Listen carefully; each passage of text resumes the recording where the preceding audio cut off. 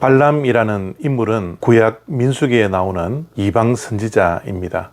성경에서 말씀하는 거짓 선지자의 대표격인 인물이죠.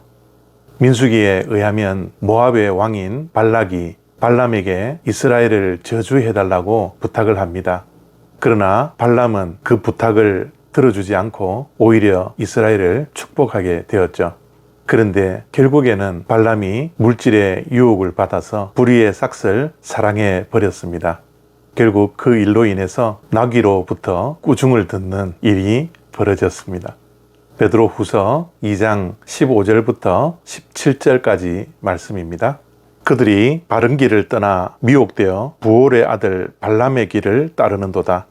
그는 불의의 삭슬 사랑하다가 자기의 불법으로 말미암아 책망을 받되 말하지 못하는 나귀가 사람의 소리로 말하여 이 선지자의 미친 행동을 저지하였느니라. 이 사람들은 물 없는 샘이요 광풍에 밀려가는 안개니 그들을 위하여 캄캄한 어둠이 예비되어 있나니. 아멘. 초대교회를 어지럽혔던 이단 거짓 선지자의 마지막이 어떠한지에 대해서 발람의 마지막을 사도 베드로는 예를 들어 말씀합니다. 발람의 교훈은 분명합니다. 처음에는 바른 길로 걸어가다가 미혹을 당하여 결국은 그릇된 길로 걸어갔다라는 것이죠. 그때 발람은 나귀로부터 책망을 듣게 됩니다. 여기에서 우리가 기억해야 할 것은 바른 길로 걷다가 미혹당하여 잘못된 길, 그릇된 길로 걸어가게 된다면 짐승으로부터도 책망을 듣는 비참한 모습을 갖게 된다는 것입니다.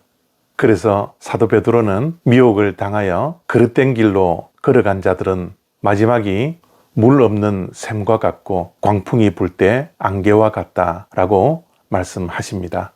물 없는 샘이라는 것은 사막을 걷던 자가 목이 말라 물을 찾아 샘을 찾게 되는데 그 찾아진 샘에 가보니까 물이 없다라는 것입니다.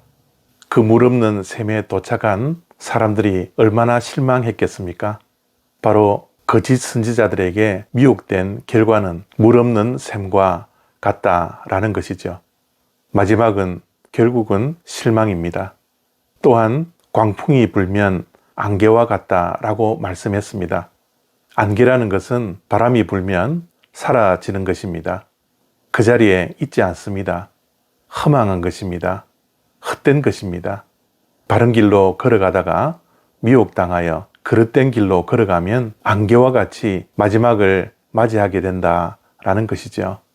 요즘 우리들도 거짓 선지자에 미혹되지 않도록 각별한 주의가 필요한 시대입니다. 목사 같지 않는 자가 목사 같은 행세를 하고요.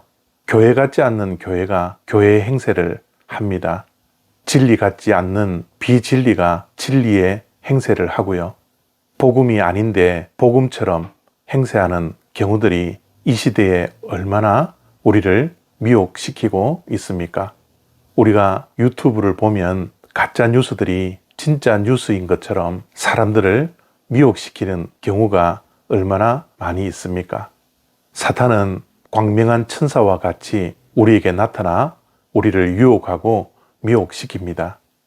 뿔 달린 도깨비로 나타나는 것이 아니라 아름다운 모습으로 우리의 마음을, 우리의 생각을 미혹시키는 것이 이 시대의 모습입니다. 그래서 우리들에게 절대적으로 필요한 것이 영적 분별력입니다.